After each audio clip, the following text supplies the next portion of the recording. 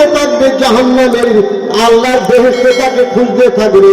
জান্নাতে যদি না দেখতে পায়, সূরা মুলক জাহান্নামে ঢুকে যাবে, গিয়ে তার সাথীকে খুঁজতে থাকবে, পণ্যওয়ালাকে খুঁজতে থাকবে, পণ্যওয়ালিকে খুঁজতে থাকবে।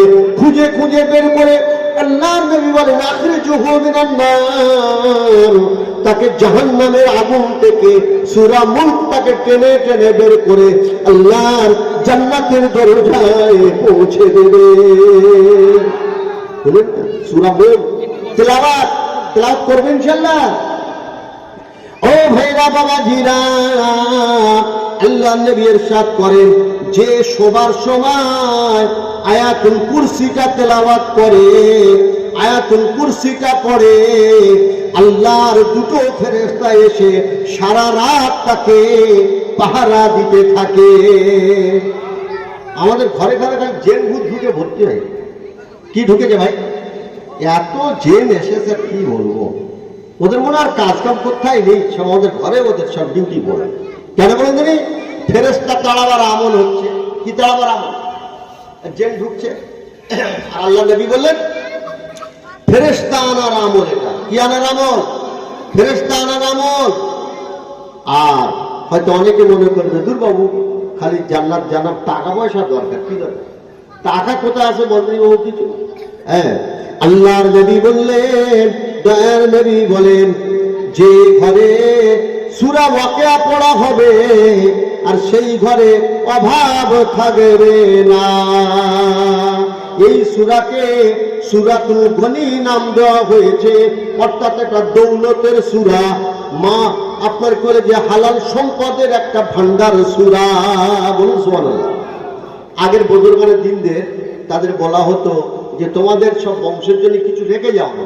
তারা বলতো না, আমাদের বংশের লোক, আমাদের ছেলে মেয়েদের আমরা সূরা ওয়াকিয়া শিখিয়ে দিচ্ছি, ওদের আর রাখতে হবে না, ওদের মাল ওদের কাছেই আছে। বলুন সুবহানাল্লাহ। ওমর ইবনে আব্দুল আজিজ, সৌদির বাদশা, সৌদিয়া, মানে হাজার হাজার কোটি কোটি টাকার দেশ, সেই দেশের বাদশা মারা যাচ্ছে, বাচ্চাদের জন্য কিছু রেখে যাচ্ছে না। তো তার মন্ত্রীরা বলল, হে বাদশা জাহাপনা, আপনি চলে যাচ্ছেন আর বাচ্চাদের বিক্রি করে রেখে যাচ্ছেন। কিছু সম্পদ, হাজার হাজার কোটি টাকার সম্পদ আপনি রেখে যেতে পারতেন।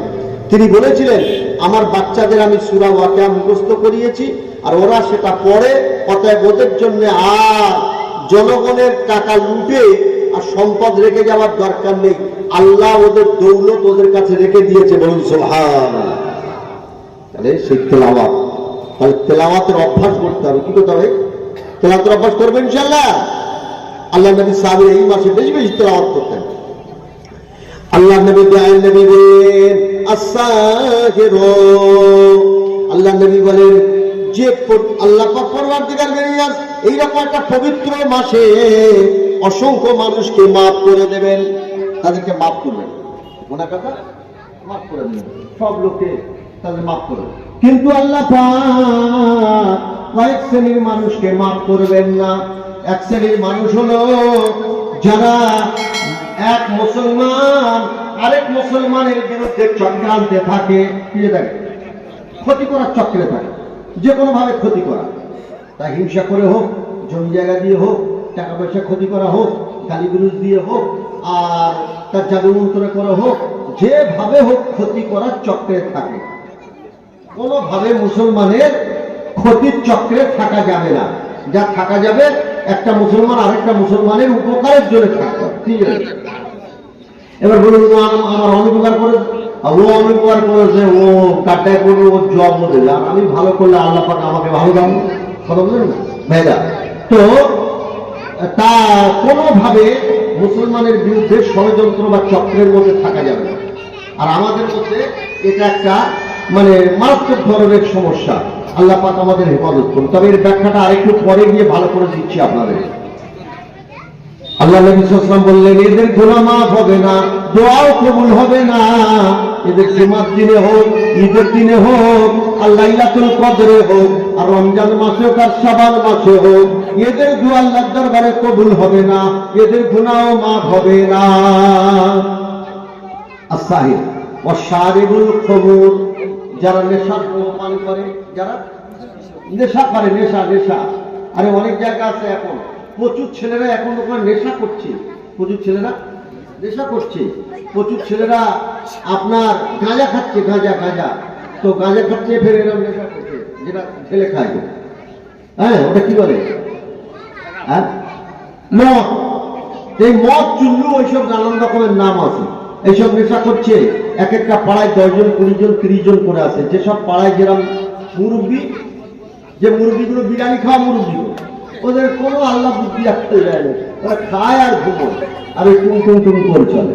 আর যেন ওরা চুল্লু খাক, ওদের দ্বারা অনেক কাজ করানো যায়, অনেক কাজ। নাও বলুন নাউজুবিল্লাহ। ওদেরকে অন্তত টুকে দেওয়া দরকার, বাধা দেওয়া দরকার, নাহলে ওরা আর যারা খায়নি দুজনেই গুণাগার হবে। তাহলে ওদের একটু করে আমরা বোঝাবো ইনশাল্লাহ, এবার বোঝাবো ইনশাল্লাহ যে বাবা এ কাজ ভালো লাগে। আর মা মনে করছে আমি কোন কথা নাকি, অনেক মা মনে করে আল-মারাতু রাইয়াতুন ফি বাইতি জাওজিহা ওয়া মাসউলুন মান রাইয়াতিহা। মা একটা ছেলে হলে খুশি হয়ে গেল, মা একটা বাচ্চা হলে খুশি হয়ে গেল, আর মা মনে করলো কত বড় একটা নেকির কাজ করেছি, কত বড় একটা আর নেকির কাজ এই করেছে। জুয়ারি বাড়িয়ে গেল, প্রোডাকশন দেওয়ার পরে জুয়ারি বাড়লো, কি বাড়লো? বেনামাজি বাড়লো, চুল্লুখোর বাড়লো, মারামারি পার্টি বাড়লো, অন্যায় কাজ, অন্যায়কারী বেড়ে গেল। ওই মা তার কবরে আযাব হবে, মায়ের কবরে আযাব হবে, মা পাকড়াও হয়ে যাবে। কেন? বাচ্চা জন্ম দেওয়ার উদ্দেশ্য হলো আল্লাহকে রাজি করা। আমি মারা যাব, আমার এই ভালো কাজটা আমার বাচ্চা ধরে রাখবে, আল্লাহর ইসলামকে সে জীবিত রাখবে, ইসলামকে সে জীবিত রাখবে। আর এখানে সে ইসলামকে শেষ করছে। আর ওর মা কি করছে? কেউ পাড়ায় মরে গেলে ওর মা ভরটা পরে দেখতে গেল, আহা কি ছিরি মারে, মার বড্ড মায়া। আবার ওর মা ওই চুল্লুখোর ছেলের জন্য বাসনে ভাত তুলে বোতলে পানি দিয়ে ঢাকাতে রেখে দেয়, তুই বা রাত 12টা আসবি, 1টা আসবি, গোল্লাই যাবে, মরে যাবে, তো তাই গেল, আর এসে তুই খেয়ে নিবি। আর ওর মা নাক ডাকিয়ে ঘুমোবে।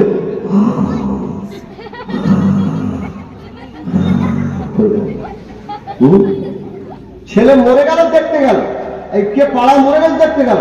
আর একটা 15 বছরের ছেলে রাত 12টা পর্যন্ত বাড়িতে আসে না, মার বেরোয় না, মার খবর নেয় না। ছেলে মদ খাচ্ছে, মা বোঝায় না তাকে নামাজের মুসাল্লায় বসিয়ে। ছেলে গাঁজা খাচ্ছে, মা তাকে বোঝায় না। ছেলে অন্যায় কথাবার্তা বলছে, মা তাকে বোঝায় না। ছেলে নামাজ পড়ছে না, মা তাকে বোঝায় না। আল্লাহর নবী বললেন ওই মা আযাবে গ্রেফতার হয়ে যাবে। তোমার প্রোডাকশন দেওয়ার জন্য শুধু অন্যায় কাজ বেড়েছে, জাহান্নামের কাজ বেড়েছে, জান্নাতের কাজ বাড়েনি, অন্যায় কাজ বেড়েছে। কি?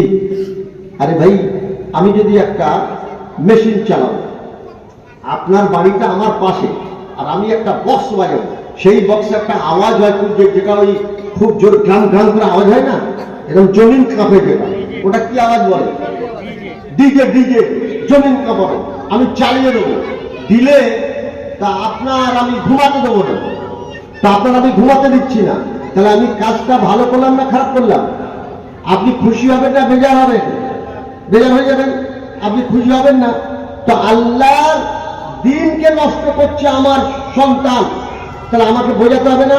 হেদায়েতের মালিক আল্লাহ, কিন্তু বোঝাবার দায়িত্ব আমার, কিন্তু বুঝিয়েছি তো আমার। আবার বোঝানো হলো, বোঝানো কাকে বলে? ভাত তার ঘরে দেওয়া যাবে না, ভাত নিজের কাছে রাখতে হবে। রাত 12টার সময় যখন এসে ডাকবে মা মা, মা আসতে বলবে, প্রথমে মা বলবে আসসালামু আলাইকুম ওয়া রাহমাতুল্লাহি ওয়া বারাকাতুহু। বাবু কোথায় গিয়েছিলে বাবু? অনেক রাত হয়ে গেল, আমি সেই থেকে বসে আছি নামাজের মুসাল্লায়, এই যাকে তসবিহ আর মুসাল্লা, আমি তো ঘুমাতে পারি, তুমি গিয়েছিলে কোথায়? তুমি চিন্তা করো কেন? আমি কি ছোট ময়না নাকি? আমি যেতে পারি, তুমি তো বললে হবে না, আমার তো দায়িত্ব আছে, আমি তো মা, আমি তো মা, আমার তো দায়িত্ব আছে। বাবা খবরদার, আর এরকম খবরদার, আর হয়তো আমাকে কোনদিন আবার তোমার খোঁজে বের হয়ে পড়তে হবে। তাহলে এরকম যদি বোঝাতে থাকে, তাহলে নিশ্চয়ই তো তার মনে একটা ধাক্কা লাগবে।